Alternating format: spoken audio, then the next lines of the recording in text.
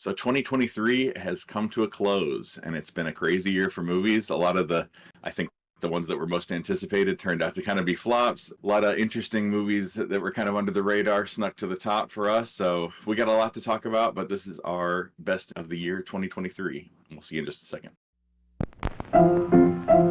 Let's all go to the lobby. Let's all go to the lobby.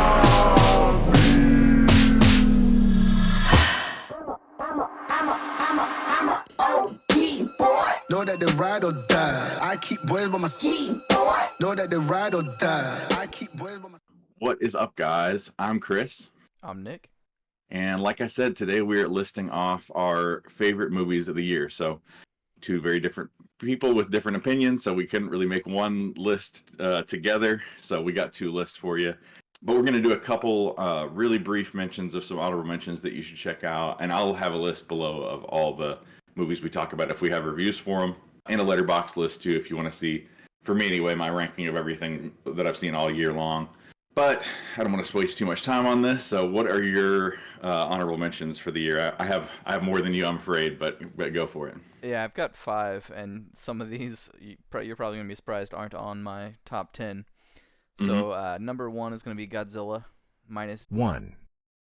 I got The Boy and the Heron, Leave the World Behind, which might be an acquired taste, Mm-hmm. Dream Scenario, and They Clone Tyrone.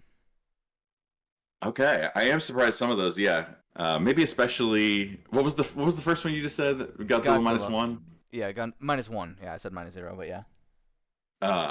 Yeah, Godzilla minus one. I did expect to see higher up for you, but I know. I mean, to me, it's if some people say like they're not making movies like they used to. I think when you see as many movies as we did, I think it was a pretty stacked year, honestly. So I had a lot that I thought were worth talking about.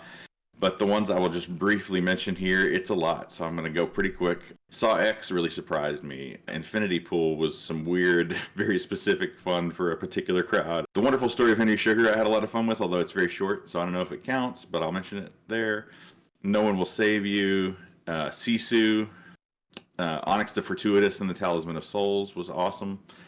They Cloned Tyrone. Air, The Boy and the Heron. Blackberry. Mission Impossible Dead Reckoning Part 1, Sanctuary, Rye Lane, Teenage Mutant Ninja Turtles Mutant Mayhem, May December, Nimona, and I can't believe this isn't in my top 10, but Killers of the Flower Moon is my last one. And I don't know if you're counting along, but that was a whole lot of movies, so I liked a lot of things this year, honestly. Yeah, I could have had some of those on my list of my honorable mentions for sure. So, that brings us to our top 10. So, what is your number 10? Oh, so my number 10 is actually Onyx the Fortuitous and the Talisman of Souls.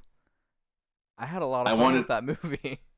I wanted to put it in mine as well, yeah. And I'm going more off of enjoyment that I got from the movie and like how much I liked it instead of how like critically acclaimed it was and how much you're supposed to like it or if it's going to win an Oscar.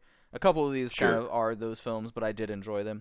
But this one I loved so much. Like the nostalgia from the old 80s horror movies and the acting in this was pretty funny. It's number 10. I think we both just had such a fun, surprising time in the theater with that. And it's just nice to see somebody with, starting on the internet, get to make a full-blown motion picture like that. So yeah, that was fun. I wanted to have that on my list as well, but it got booted out. Yeah. My number 10 is actually Dungeons & Dragons Honor Among Thieves. It's one of the only ones that I saw like earlier in the year that stayed with me the whole time, and I've rewatched it a couple times now. It's just a really good, fun popcorn movie for me, and I thought it handled everything super well, and it could have been so lame, and they could have done it so wrong, and it had wrong written all over it, and even the trailers I don't think did it justice, and then everybody in my theater had a blast with it. I had a blast rewatching it, so... Dungeons and Dragons, man, don't sleep on that one. If whether you're interested in Dungeons and Dragons or not, that's a blast of a movie for sure. I think I need to give that one a rewatch. Yeah, definitely. If you didn't have a good time with that in the first place, I would try it again for sure. Yeah. So I got number 9, and yeah, I don't think I could leave this one off of my top 10. It's When Evil Lurks. I think it was probably the best horror movie I saw this year. It was super original, pretty terrifying at some points, and just Angry. Yeah, and kind of like innovative. I liked that one. Is probably one of like my favorite horror movies I've seen. Not even just this year. Not even just this year. Yeah, I agree. Yeah, we'll revisit that in a second. Okay. But for me, number 9 was The Holdovers. This just came out of left field, really surprised me. It's not even what I knew I needed in that moment. It's so like wholesome and heartwarming and everything, but in the right way where it's not like syrupy sweet, and it just nailed it for me. And I think it's hard. Man, I don't know. We'll see how the Oscars go, but in the Golden Globes, I think he might get like the best. I think Paul Giamatti might get best male performance on this one, and I think it would be. Certainly, you could argue that for sure. I just thought that was a really well done movie, and it's in small cast and just felt very cozy, and I liked it a lot. So, what's your number 8? So number 8 is gonna be Biosphere. Interesting. Okay. I did like this movie a lot, even though the ending left you wondering what really happened and everything. It was a super original story. These two guys living together in the apocalypse. And I don't know, the comedy got me, and I love Mark Duplass. It's hard for me not to hate him, and Sterling K. Brown had a great performance as well. For a movie which is 2 people in one location, it's hard for me to like those type of movies, but I did like this one quite a bit. No, I thought this really worked. That really worked well. It actually would have been totally on my list too. I think the ending brought it down more for me than it did for you, but it's a memorable movie and one that I'll recommend to people, for years to come for sure. That was a good movie. My number 8 is one I know I feel a little more strongly about than you do. I don't think you disliked it or anything, but for me, Talk to Me worked so well. And especially just, again, like seeing 2 YouTubers make a movie that's actually not... You don't have to introduce this movie to people with the caveat, like, for a movie made by 2 YouTubers, this is pretty good. Like, it's actually just an excellent movie, and I think it delivered on the scares and an original story, and just put you in an atmosphere that I didn't, that I liked being in, and like pretty bleak in a way that I can appreciate. So, yeah, I had a really great time with Talk to Me, original horror movie there. Yeah, I think on that one I just built it up in my head too much and was a little down. And that's my own fault. But we did anticipate that movie a lot. Yeah. Yeah. What's number 7 for you? So this one is one of the movies that's definitely gonna win some Oscars, I would imagine. Oppenheimer. For a 3-hour-long movie, it felt very fast to me. I was not bored through any of it. It's a very interesting story and like part of history that, as an American, you should definitely know. Mm-hmm. And I was entertained throughout it. Yeah. Everybody's gonna have that on their list. I'm one of the weirdos that I think I'm almost certain that it'll change for me on a rewatch, but I haven't gotten around to rewatching it, so it was hard to really know where to place that on my list, and it just didn't end up on there. But I like it less than most people, but I think that could certainly grow on me with time. Number 7 for me is the one you mentioned just a minute ago, which is When Evil Lurks. I just had a blast with that in a weird way. I mean, it's obviously not fun. It's a pretty bleak, dark watch, but it just delivered on everything I wanted, and it didn't hold back on anything, and it just felt like it was a horror movie with some really sharp teeth, and it didn't pull any punches, and I like that out of a horror movie, and it was everything I wanted it to be for sure. So yeah, big shout out to, and it was like our first like big boost on this channel, so I'm kind of endeared to it because of that too. But can't recommend When Evil Lurks enough, and it's gonna get. I hope it gets all the praise it deserves as people are thinking about the end of this year. Let's see, what's number 6 for you? So number 6 for me is TMNT, Mutant Mayhem. Yeah, man. Man, this movie was really fun. I think all the voice acting was great. I loved the animation style. It's something like I felt like I hadn't seen before in an animation style, like the whole 3D cardboardy looking thing, and just the story overall was really good and fun.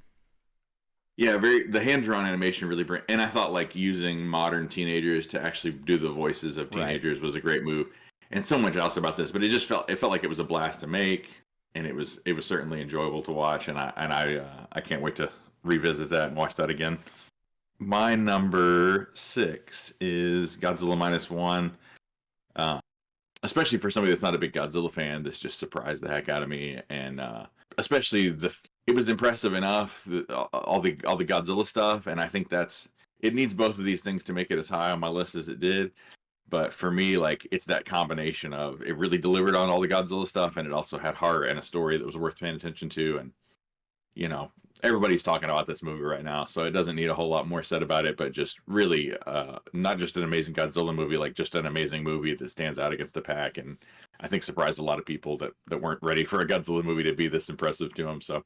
Yeah, a funny little thing about this that has surprised me, not so much recently, but it kind of hit on my thalassophobia a little bit, because there's a scene where Godzilla's like chasing them through the water, and you just see his face, and I kind of started to like have a couple of nightmares about that scene.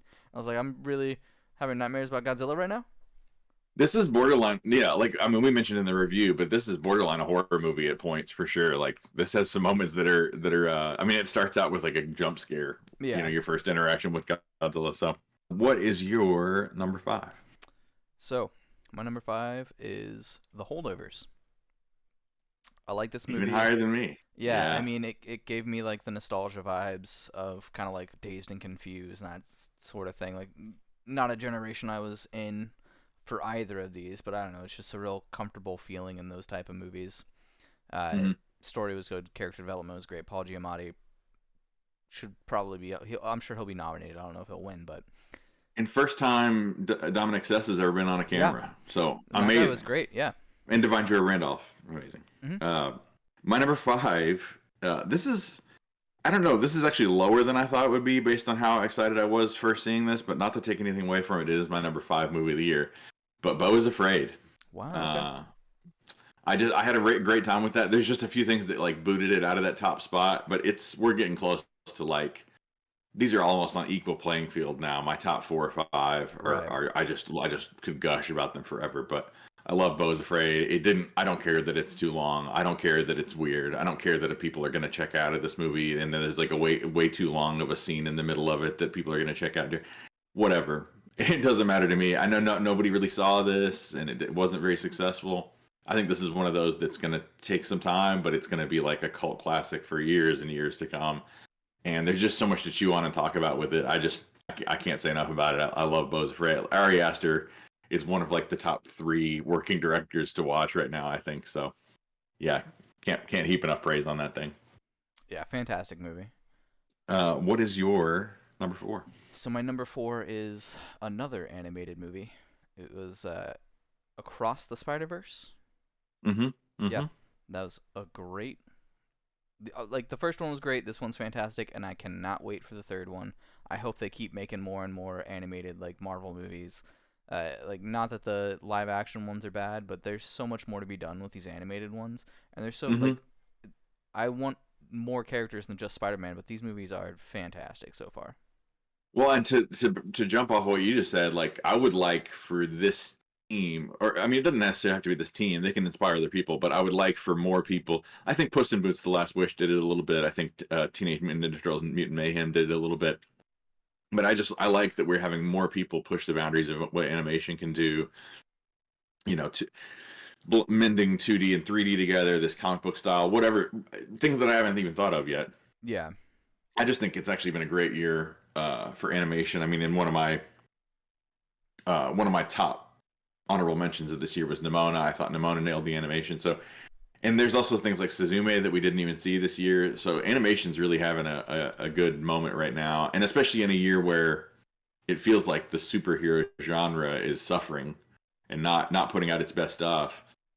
This really, I'm amazed that a superhero movie could be as impressive as this. Yeah. In a year that otherwise it's doing so poorly. So yeah, amazing. So my number 4 is one of the only ones I haven't made a video about, which is Anatomy of a Fall, and it's you didn't get to see this one. Yeah, no. But man, I just couldn't stop thinking about it. This is one of those movies that it's a lot more impressive than the sum of its parts. You would think it's just very, very procedural and a courtroom drama and maybe a mystery under there, but there's just so much in the performances. Some of the best acting I've seen out of Sandra Hüller. The kid actor in this is amazing. Some of the best dog acting I've ever seen. Just, I could rave about this forever. I wish we had. I wish we had a had a chance to make a review about this one, but Anatomy of a Fall is unbelievable, and it runs a little long, but I just didn't mind at all because it's so rare for a movie that's very like courtroom people talking and stuff to be like edge of my seat nail biting, but this really had my anxiety peaked in a good way. So yeah, highly recommend Anatomy of a Fall to everybody for sure. What is your number 3? All right, so this is where it gets like it was hard to like get a 1, 2, and 3, but Sure. number 3 is gonna be Saltburn. I like we talked Okay. about it in the review going into this movie. I kind of didn't even want to go see it, and Mm-hmm. ended up loving it. Uh, it reminded me a lot of Cruel Intentions, and you come to find out that that's one of the director's favorite movies, and that was one of my Mm-hmm. favorite movies when I was a kid, which I shouldn't have seen as a kid, by the way. I don't know why I liked it as much as I did, but Yeah. just Barry Keoghan was great. Jacob Elordi was great. The story was just Everybody. yeah. The it just you don't see what's coming in that movie, and it was fantastic. Absolutely. I'll spare us some time here because my number 3 is Spider-Man Across the Spider-Verse. Okay. So we've talked about that already. So what is your number 2? What's your number 2? So my number 2 was your number 4 or 5, I think. It's Beau is Afraid. Mm-hmm. I love weird movies, man, and this Mm-hmm. this movie really, I loved it all. You were talking about the middle part getting boring or losing people. Did not lose me. I loved the Mm-mm. whole thing from beginning to end. As a matter of fact, I was watching it on TV this morning before I went to work. We really, yeah. Yeah. Yeah, I mean, you can tell we liked it if you go and watch a review and realize. I mean, it was our first review ever, but we talked about it for like half How the length of long? the movie, Not even like for the full length of the movie. We talked about it for like maybe half. Maybe it was like an hour and a half. Yeah. like an hour and a half. Yeah. So yeah, that was a great movie to kickstart this channel with, and that certainly endears me to it too. But also, regardless of that, like I said earlier, it's just Ari Aster's just the one to watch right now, and Yeah. I can't wait to see what he's got coming next. He's writing a movie with Christopher Abbott and Emma Stone, so we got some interesting stuff coming for sure for him. Again, don't have to spend a whole lot of time here. My number 2 is Saltburn Nice. for sure. Just outstanding. So much has been said about it. There's so much controversy surrounding it. I think it's a whole lot of talk about nothing, man. Everybody needs to relax. It's just a movie, and I don't think it's really trying to be that deep. Just have fun with a crazy movie, and you know. But yeah, for me, it was really, really, really hard to top Saltburn for me. When I saw Saltburn, I was like, well, that is the one to beat. Yep. But it is my number 2. So, what is your number 1? I mean, should we just say it on 3? Because I'm pretty sure we have the same number 1 at this point. 3, 2, 1. Poor Things. Poor Things. Yeah. I mean, it is Yeah. the most recent movie we've seen in theaters, but I even know. still, like, Beau is Afraid was the first movie I saw this year, and it's still my number 2. But Poor Mhm. Things was just so creative. I want to read the book. Emma Stone, great performance. Mhm. The set All design, the everything was just all the amazing. performances. Yeah, Yeah, yeah. the costume design, which we didn't talk about nearly as much as I thought I would in the review, and the soundtrack, this original soundtrack that's so bizarre, and all the skies and the way they shot everything so practically. It's just like unbelievable. Yeah. Yeah, Poor Things. I left Poor Things thinking like, well, now like that's like that's a bar I didn't think we'd reach in 2023. Yeah. For me, like just really up there with some of my favorite movies of all time. So I can't wait to see it again and see how it holds up. I wish I'd gotten, ideally I would have watched all these movies again and really gotten an idea of where they really lie. And I didn't get to do that with many of these. There's a few I watched again, but yeah, for me, I know recency bias, like you said, and all that. But man, I mean, still, I think I if just I don't. would have seen it at the beginning of the year, it would have kept its place, because I just love the weirdness of it and everything about the movie. Yeah, nothing could top that this year. And that, granted, I'm not going to spend a whole bunch of time on this, but there are things this year that we both wanted to see, just like everybody does every year. We didn't get to see everything we wanted to see, and there's things that could have made it really high on this list that neither of us saw. Neither of us saw Past Lives. Neither of us have gotten a chance to see American Fiction yet. Neither of us have gotten a chance to see. There's a new movie, All of Us Strangers, that I don't even know if it's out anywhere near either of us yet. The Iron Claw we didn't get to see. The Iron Claw, The Zone of Interest, I really wanted to get a chance to see. I don't see that playing anywhere near me. So there are things that could have ranked really. I didn't watch John Wick 4, and I heard a lot of praise for that. So, that's just based on what we saw. But we did see certainly a lot more than I'm used to seeing in a year. Yeah, me too. So I felt a little more qualified to talk about my favorites of the year than I usually do. But yeah, there you have that. So we'll be back in just a second to talk about our least favorites of the year. Some people might be a lot more interested in what we disliked than what we liked. I don't know. But yeah, I'll just say real quick, if you like this kind of thing and it's your first time joining us on this channel, hit subscribe. That helps us out a lot. We'd love to get to 500 subscribers. We're on our way there. Yep. And hit like below if you like this kind of thing. Share it with some friends. And just treat this like a movie recommendation thing. We'd love to see, you guys check out some of these movies that you haven't heard of or haven't checked out yet, and talk about them in the comments. Give us your list in the comments. So we'd love to get a conversation going. It's been a wild year for movies, a lot of disappointments, a lot of surprises. So yeah, talk to us in the comments, and yeah, we'll see you very shortly in the next one, worst of the year. So thanks for watching, guys. Thanks. See